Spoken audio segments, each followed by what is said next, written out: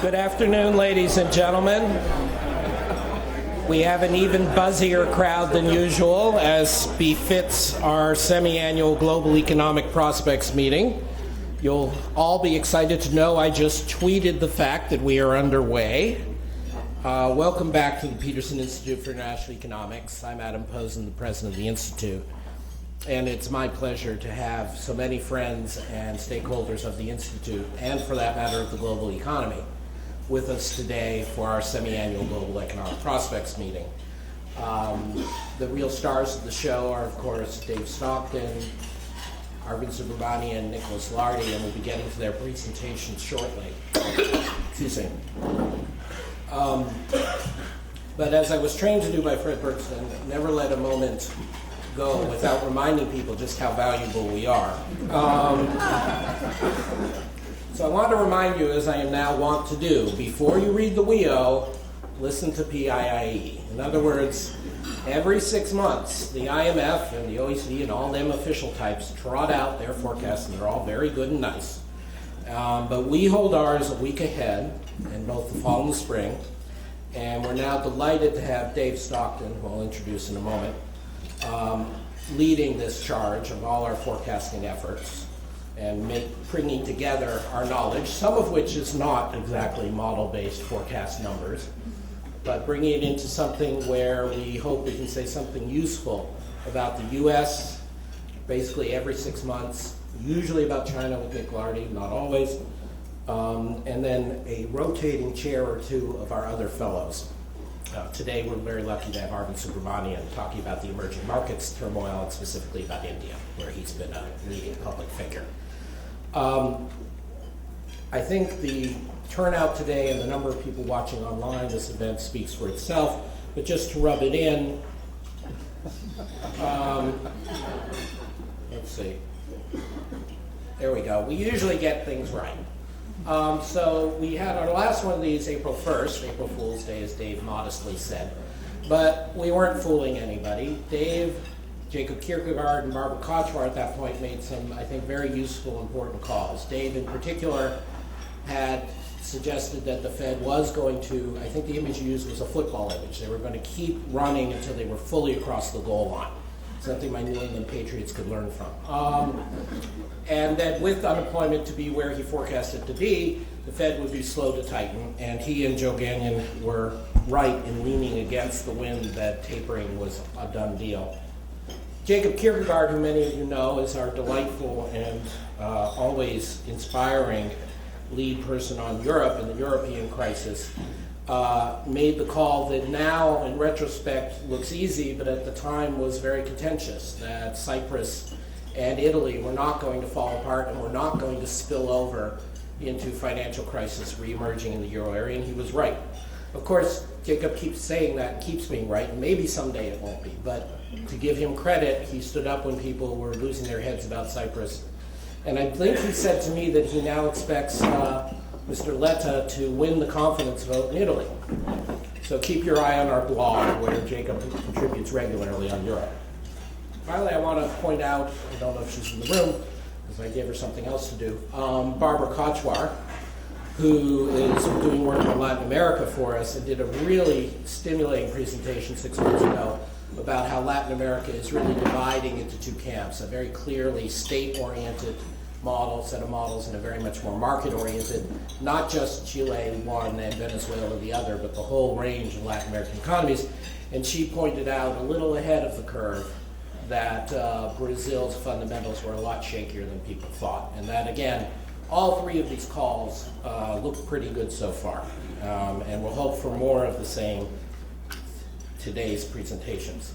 So presumably my brilliant director of operations will come out of this door and get the right PowerPoint up. In the meantime, I will take the pleasure of introducing Dave Stockton. Dave, as many of you know, was head of the Division of Research and Statistics at the Federal Reserve for 11 years. That means he was the chief economist of the Board of Governors. He briefed and led the FOMC in their forecasts. He briefed and led the FOMC in their forecasts through the years. And recently, now I guess it's about a year ago almost, Dave joined us. His premiere was in the November Global Economic Prospects that we did, yes indeed. And he splits his time between us and Macroeconomic Advisors, where he's a senior advisor. And we're delighted to grab as much of his time and insight as we can. So, Dave, please.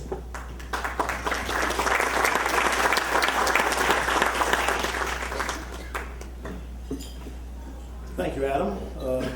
There certainly is a lot to discuss this afternoon, I think, in terms of both the U.S. economy and the global economy.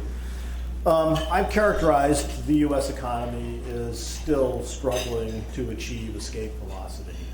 It is still the case that we haven't broken out of the sort of 2% growth range that we've been in now for quite some time. Indeed, I think earlier this year, I was pushing back on what I thought was excessive optimism that the sequester and the tax increases that occurred earlier at the turn of the year and then again in March wouldn't leave a mark on U.S. economic activity. And indeed, I think now looking at activity this year, one clearly sees that, in fact, that fiscal drag was an important factor weighing down an economy that I think fundamentally was poised to begin to grow more rapidly.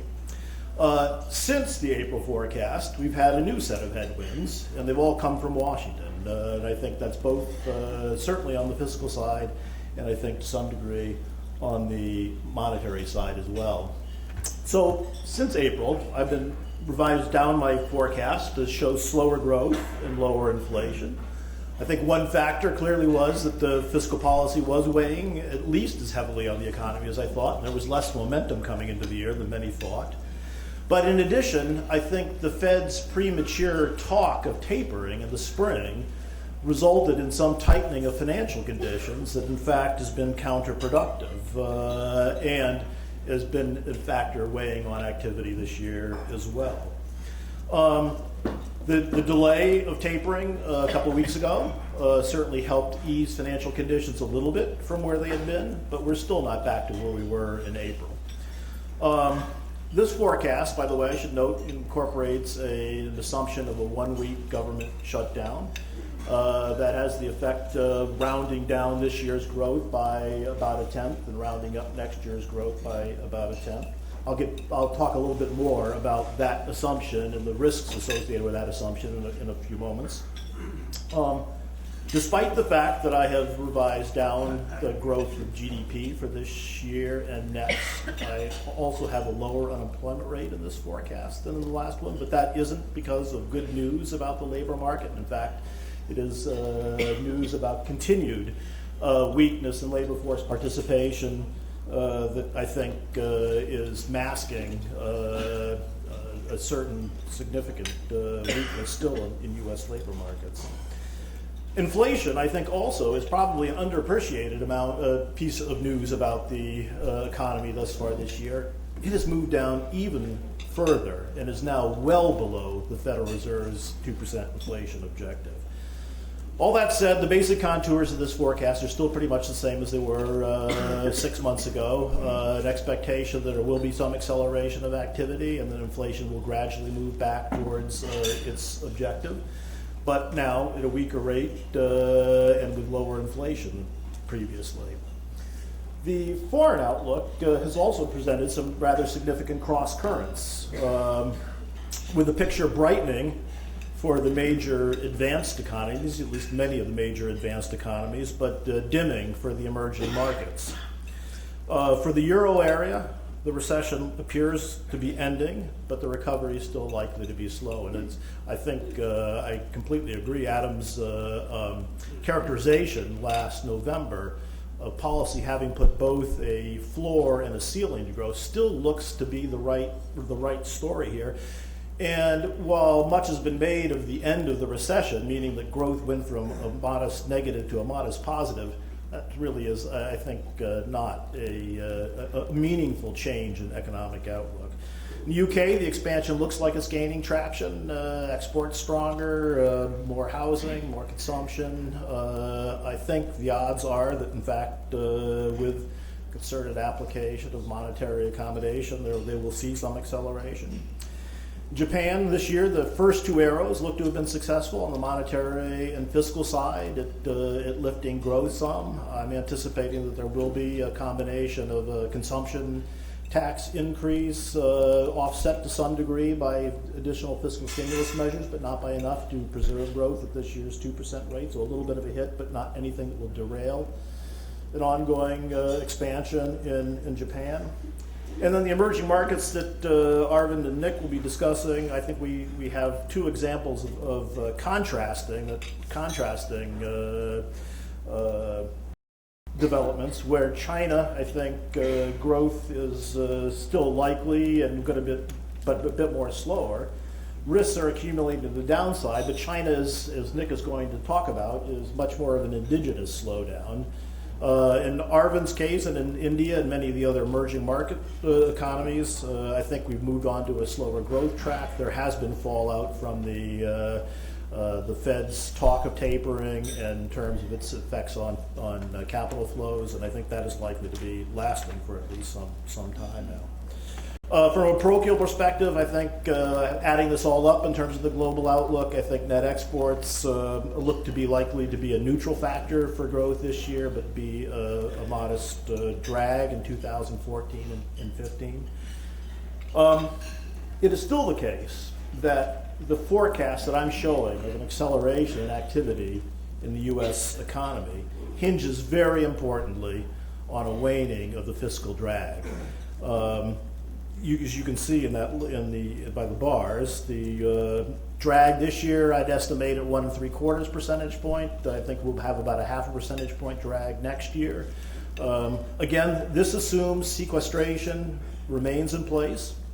It assumes a modest shutdown in the federal government, and it assumes, very importantly, that we don't hit the debt limit and that does not become a binding constraint. So let's talk a little bit about what is obviously the important news of the recent days here, and that is the fiscal dysfunction that still exists in the United States. You know, roughly speaking, I built in a 1-week government shutdown. I don't have any strong conviction that that's the right length of time. In fact, I'm a little bit nervous because I actually don't have a good story about how this shutdown is going to end, and therefore it's difficult to be very convincing about how long one's going to expect it to last. You know, roughly speaking, 1/10.5 off of GDP growth in the fourth quarter for each week that the shutdown continues. That's at an annualized rate. I think for a relatively brief shutdown, what you'll have is a drop in the level of activity in the fourth quarter of this year. Assuming that the shutdown ends, the level of activity will go back up in the first quarter of next year, and so it's just a shift in growth between the fourth quarter and first quarter next year. The caveat I'd put to that is that the longer the shutdown occurs, I think the larger the potential knock-on effects could be. And I think if you get a government shutdown of a month or longer, you would be looking at some effects that would probably continue to spill over into the first quarter of next year. Having said that, I think a brief shutdown of the government is very disruptive. It's incredibly painful for many people that are going to experience the layoffs, but is not likely to be a systemic macro event.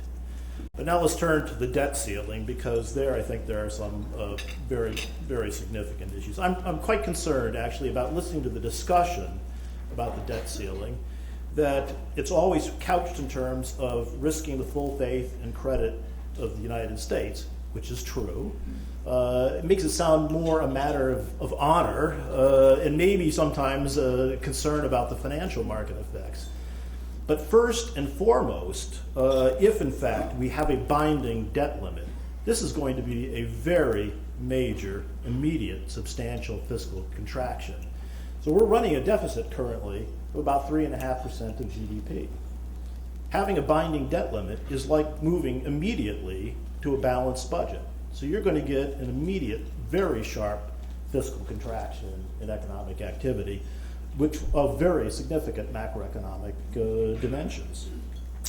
Then, I think, you layer on top of that the potential financial market volatility that will occur, even if we avoid a sovereign default, this is going to have major implications for U.S. financial markets as well. You know, it's difficult to predict. In fact, it's impossible to predict exactly what those all might be. But I can tell you this, whatever they're going to be, they will not be positive for growth in the United States or elsewhere in the world. So I think we've got a potential, in addition to a potential significant fiscal contraction, you also have financial market volatility on top of that. Layer on top of that, enormous hit to business and household confidence. I mean, last time we even approached the debt limit in 2011, we saw a drop in consumer confidence back to levels that we had not seen since the Great Recession, and back in fact, to those kind of levels. So I think we would expect even further things. In addition to that, there simply is no policy cushion left at this point in terms of ability to offset. There's no way the Federal Reserve would be capable of offsetting a 3.5% shock to GDP coming from the fiscal side. So that implies to me that the multipliers would be much larger than are commonly estimated, and the consequences for activity more severe. And finally, I think if it happens, it's going to be difficult to reverse. This isn't a simple thing of like a government shutdown where if they reach an agreement, everybody goes back to work the next day and you pretty much recover back to the level of activity. This is going to be a permanent shock that would take a very long time to dissipate in terms of its financial market and economic consequences. So I think this really, everybody says because of this, it's unthinkable. But you better be thinking about it because you need to think about it before you actually realize that it's unthinkable. And I'm afraid not enough people are actually doing the careful thinking. Monetary policy. So on monetary policy, I say thanks for nothing. Now, I guess you could view that two ways. One is the displeasure of Fed watchers, thanks for nothing. And I'll admit the Fed has whipsawed us rather considerably since the spring. I think the Fed wanted to issue a wake-up call to financial markets, and they delivered what they thought was a cup of black coffee. The financial markets reacted as if they'd consumed a triple espresso. And then in the end, a couple weeks ago, the Fed in fact delivered a skinny decaf latte. So I think there's been a lot of uncertainty about exactly what the Fed's been up to. But I actually want you to interpret the title of the slide, Thanks for Nothing, to be an appreciation, because in fact I think the Fed made the right decision in the end. It was in fact the right thing, and it was more important that they reached the right decision than that they in fact validate market expectations. And the reason that it was the right decision is there simply is no evidence that we are currently in transitioning to stronger growth. And so I think the Fed needs to continue to maintain its accommodation. In my forecast, I think if the fiscal situation here cleans up pretty quickly in terms of ending the government shutdown and avoiding the default, it's conceivable that the Fed could begin to taper in December. I think, however, as events are unfolding here, I think it's more likely to probably be early next year. I'm still anticipating about $1.5 trillion of purchases for this for QE3. That's the same as I was expecting in April. I now actually think, because I pushed back the timeline of when the tapering would begin, it'll probably continue through the middle of next year. On the funds rate, I mean, I still think we're a long, long way before we start thinking about higher short-term interest rates. In my forecast, we're not getting to 6.5% unemployment until the spring of 2015. And I think with inflation as low as it is, it's quite possible that the Fed, who's emphasized that the 6.5% is a threshold, not a trigger, may in fact wait to start raising rates until even after we've passed 6.5%. And I certainly don't see 2.5% inflation as being as any real possibility over the next couple of years. In my forecast, I think one of the ways that I've interpreted what's happened, so we didn't, the Fed's talk of tapering certainly raised rates considerably more than where my current forecast is. No taper, actually got some reduction in rates, but again, not back to where we were. I see what's happened here is the Fed's premature talk of tapering has pulled forward some tightening of financial conditions that I expected to occur more smoothly over the course of the next 2 years. And by pulling forward that tightening has in fact imposed a little more restraint on the economy than I had anticipated earlier. And in fact, I think the Fed was surprised at the reaction they got from their discussion this spring. And indeed, I'm sure that weighed on the decision that the FOMC made a couple weeks ago not to commence its tapering. On the financial side, not all the news has been negative. Clearly, the higher rates are going to be a drag, but we've got stronger house prices. We have a stronger stock market. I'm anticipating house price growth to slow some in an environment of rising rates. But at this point, I don't see any significant misalignment on the house price side. But I think on net, we're still looking at slightly tighter financial conditions than we had earlier.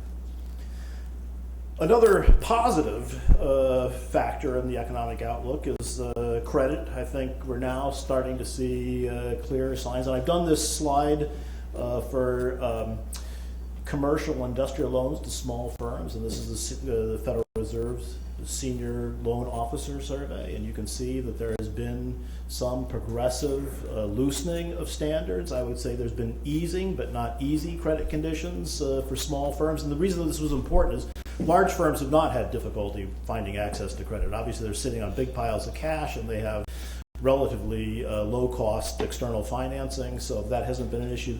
Small businesses was an area I think we've all been concerned about, and I think things are starting to look better there. In addition to easier terms and better supply conditions, I'm also very encouraged by the fact that we're now starting to see more consistent signs of stronger loan demand from small firms. So this isn't just a matter of pushing out credit to small firms, but actually the firms themselves now finding greater need to have credit. So I think those are positive developments.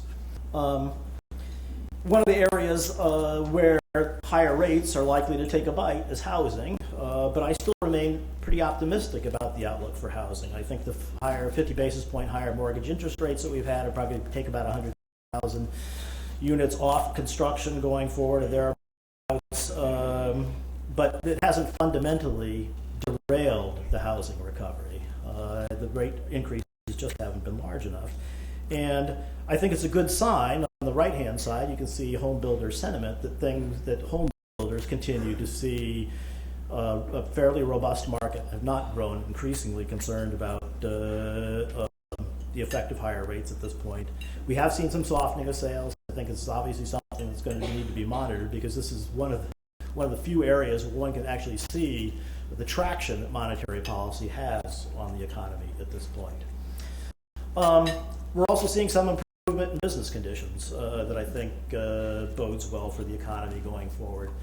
As you can see, orders for capital goods have exceeded shipments or the production of capital goods, and as a consequence, U.S. firms are building up a backlog of unfilled orders that ought to be able to sustain production of capital goods going forward. I think that's a good sign for business activity. And on the right-hand side is the Purchasing Manager's New Orders Index, which has fairly high predictive content for industrial production. I would note that today we got the September reading on this, and it came down to 60.5, which is still a very high reading. So I think we're seeing more bullish signs now in the manufacturing sector, more bullish signs in capital goods as well. That also suggests that without any further self-inflicted wounds, we'll see some improvement in overall economic activity. The one area that I think remains clearly a major disappointment is the U.S. labor market. And I think if you look at the left-hand side, non-farm payroll growth, there simply is no evidence yet that we're seeing any significant or any acceleration overall in the growth of employment. And I think that picture then is reinforced by, I think, certainly more troubling readings on both the rate of hires and the rate of quits. Hires obviously is reflecting what businesses are doing in terms of adding labor to their payrolls, and you can see we're still way below pre-crisis averages. And on the quit rates, which would be a sign of how workers view the state of the labor market, they are not increasingly upping their quit rate in order to find better jobs. They're still sticking with the jobs that they have. So this is not a very good sign. So how much slack is being taken up in the labor market? Is slack really declining? Well, certainly by the unemployment rate, we were at 10% at the peak of the Great Recession. We're down at 7.25%. I think obviously that's an improvement. It's an improvement relative to at least my estimate of the NARU as well. So there's been some evidence that labor markets are tightening up some. But I think more importantly and more soberingly, employment to population remains exceedingly depressed. We're still in absolute terms 2 million jobs short of where we were at the peak. And relative to the number of jobs we would have needed to make up for the growth in the population, we're still about 10 million jobs short. And you can see the employment population rate is still about 4 percentage points below where it was towards the previous peak. So this suggests to me that while the unemployment rate gap measured as the unemployment rate relative to NARU has come down, there is still a lot of unused capacity in U.S. labor markets. So no way I think one can judge that is by looking at whether or not we're seeing any signs of pressure on the labor compensation side. And here as well is the employment cost index of the Bureau of Labor Statistics, which breaks out total compensation into benefits and wages. You're just seeing no sign at all that there's any kind of tightness that would allow workers to have more rapid gains in overall compensation per hour. There's no sign of any tightening going on here whatsoever, and no sign that this is going to put any pressure on aggregate inflation. Indeed, we're still, as I said at the outset, far below the Fed's 2% objective. Now, maybe you'd be worried that headline inflation can be affected by transitory movements in prices. Core inflation, which strips out food and energy, I know this is sort of fallen out of fashion, but I still think that a useful measure is running well below 2% as well.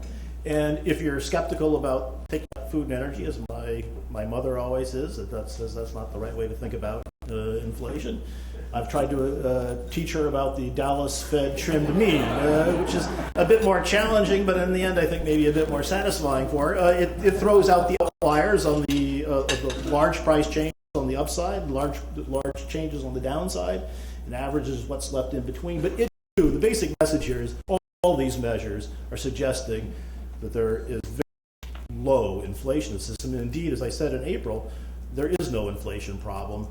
And there is prospectively, I see no signs of an inflation problem. So let me conclude. U.S. economy still hasn't transitioned. We're still waiting to see those signs that, in fact, the overall pace of the recovery is gaining traction. It hasn't yet. Barring inflicted wounds, I think growth is going to pick up. I think we're seeing signs of improvement in the household sector, in terms of household sector balance sheets. We're seeing signs in terms of the sector, in terms of backlog of unfilled orders and improved production situation. It's going to continue to need support. It's going to need support from accommodative monetary policy. And most importantly, I want to just convey, hitting the debt ceiling is going to have grave consequences for the U.S. economy, U.S. financial markets, global financial markets as well. And I think everybody ought to be concerned and very hard about how we avoid a situation like that. So I will.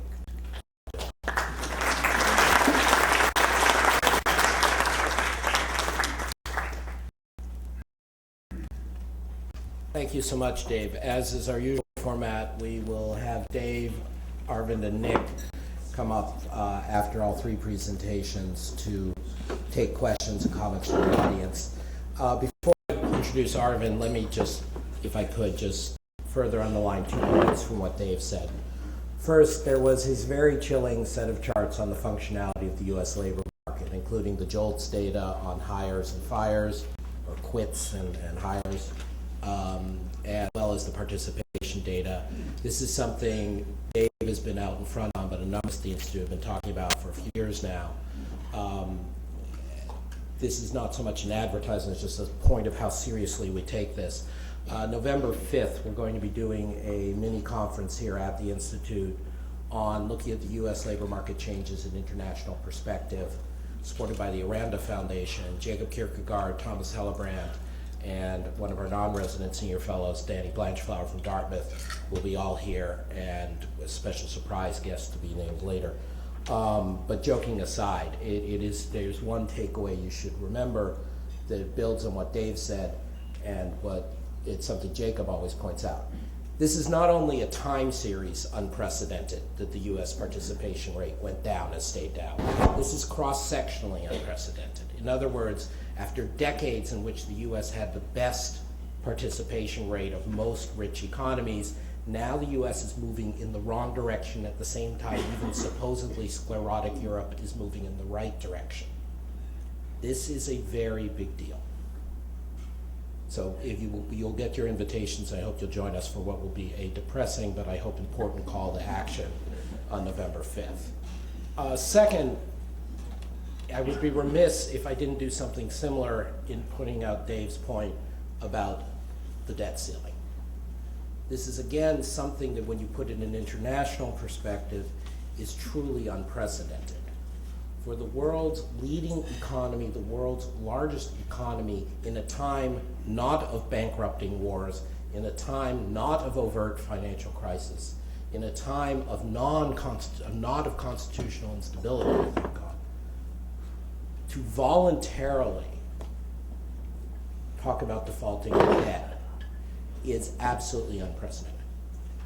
And this, as Dave has rightly said, in the first approximation would be the largest fiscal shock, negative fiscal shock any of us have seen, except perhaps for that huge one we had about 5 years ago.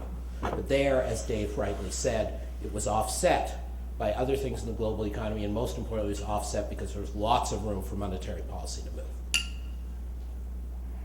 This is something that will send a chilling effect on U.S. ability to negotiate with other countries in a whole realm of issues from trade to finance for years to come.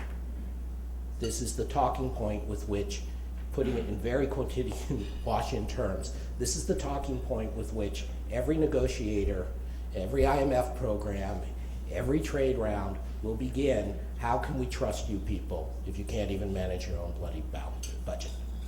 And it's beyond irony. I'm sorry to editorialize, but this is really historically unprecedented.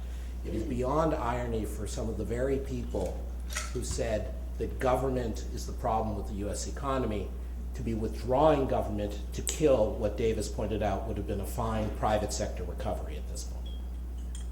So, in addition to all of Dave's fine points, please take that away with you. Turning to a cheerier note, emerging markets in India. We're delighted to have Arvind Subramanian. He's the Dennis Weatherstone Senior Fellow here at the Institute. We only have a few named chairs. He's one of them. We're very proud of that. It's difficult for me to imagine there was a time when Arvind wasn't here. He wasn't always. He was at the then GATT, WTO. He was at the IMF. And since arriving at the Institute some years ago, he has blossomed into one of the world's leading commentators on economic issues, writing in India, writing in the Financial Times, and all of you have just seen his new op-ed, or relatively new op-ed, on India.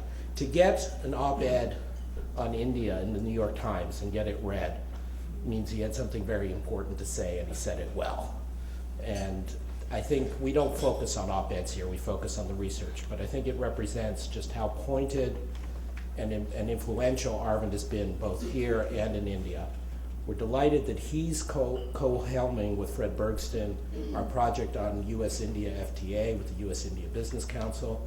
Very exciting work there that we'll be talking about later. But Arvind has chosen to take it up the short-term crisis response, and for that we asked Arvind.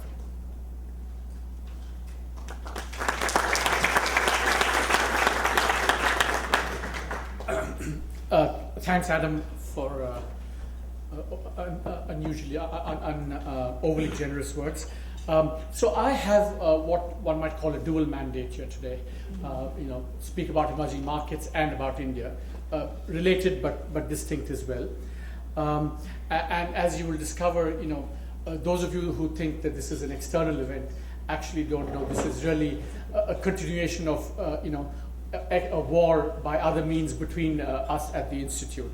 As you will discover. Take back what I said. So I think on the emerging markets, I think the big question going forward, especially in the aftermath of the taper that will soon happen, is whether the story of the rising rest is over. We had 10 years where the emerging markets were the engine of growth, China, India, and many others. Now the question is it over? A very pointed and very eloquent answer to this actually came from my colleague and friend Anders Ashland in an Financial Times piece where he said the party is over, and i.e. the story of the rising rest is over.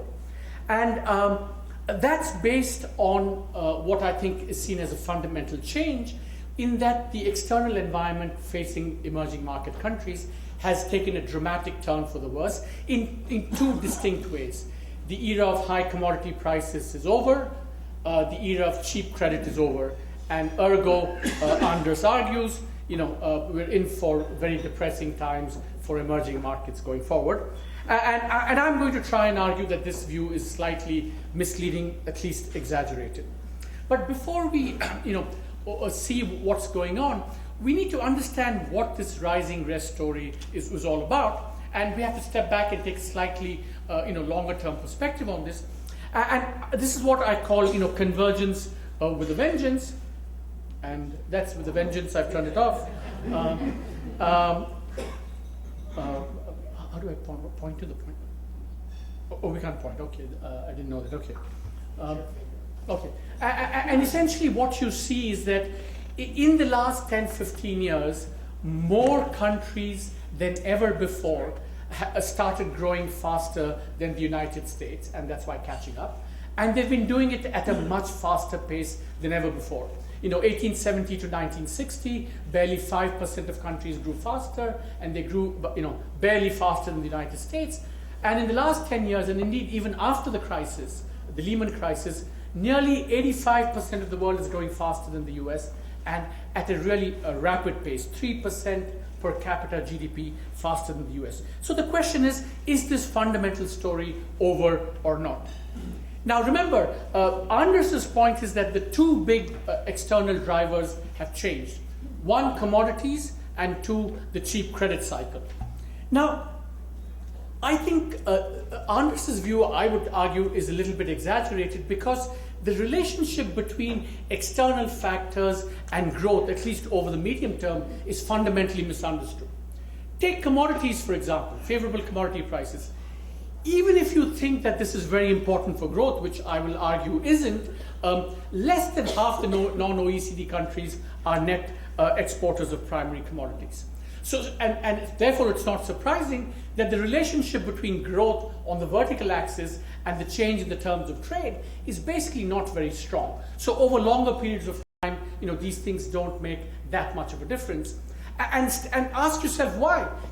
When you have commodity booms, countries other than those with good institutions like Chile or Australia or Norway, they tend to squander revenues, they tend to make their exports uncompetitive, they succumb to corruption, and they postpone reforms.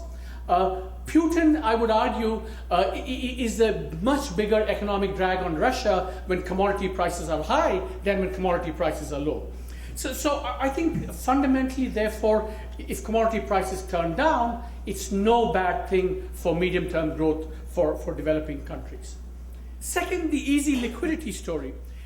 There is no doubt that, and that's built into Dave's forecast, that if you borrow a lot, you're going to increase your susceptibility to crisis, and therefore in the short run, you're going to get slower growth as you adjust.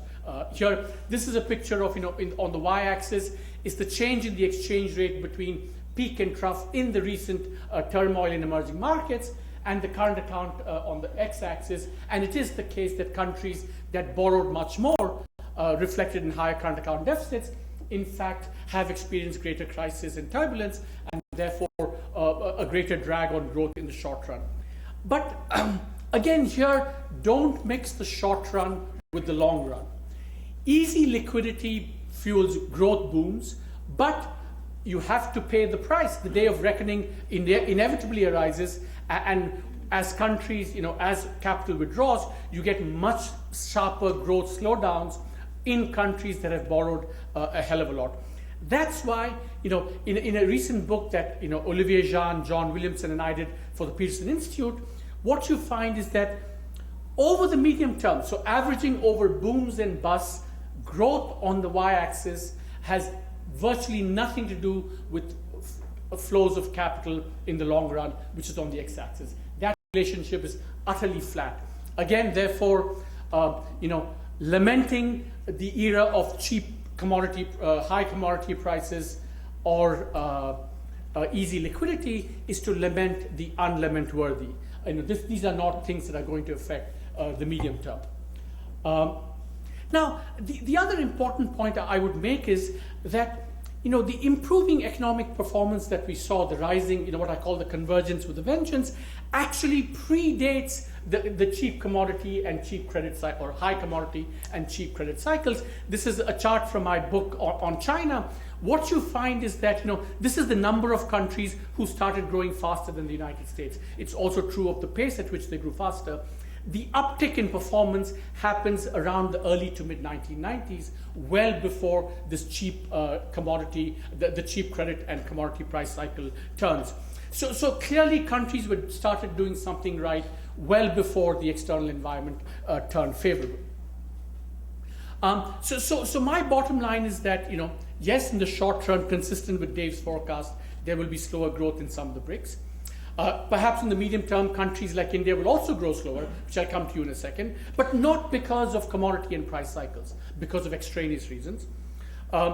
And people keep forgetting that slower growth, which Nick will talk about, is consistent with the basic convergence story that I'm saying, that the rest of the world will start catching up with the United States. And in the case of China, it's consistent because, if China grows from 10% after 35 years to 7.5%, 8%. The wonder is not that that's happening, but the wonder is why it didn't happen a bit earlier, because no country has grown at 10% for 35 years. So slower growth in China is consistent with convergence. And of course, there are a whole bunch of countries out there that are waiting to catch up and exploit the opportunities from convergence. Just to give you a sense of how much potential there is still out there, slightly complicated chart, but for the 2000s, when this convergence phenomenon was at its peak, I've computed what the actual growth rate in per capita GDP is for all these groups of countries in the blue. What the convergence rate of growth should have been, i.e., had poor countries started catching up at a fairly modest, not a spectacular rate, what pace they should have grown at, and the green is the difference. And what you find is that apart from the lower middle income countries, mainly China, most countries have underperformed even in the era of rapid convergence. So if you look at the upper middle income countries or the low income countries, there is still a lot of potential out there, so that we shouldn't be writing off the convergence story and reasonably good performance from the rest of the world for some considerable period of time. So on that optimistic note, I want to turn to India. And I call this the chronicle of a thirst for gold. And why do I say that?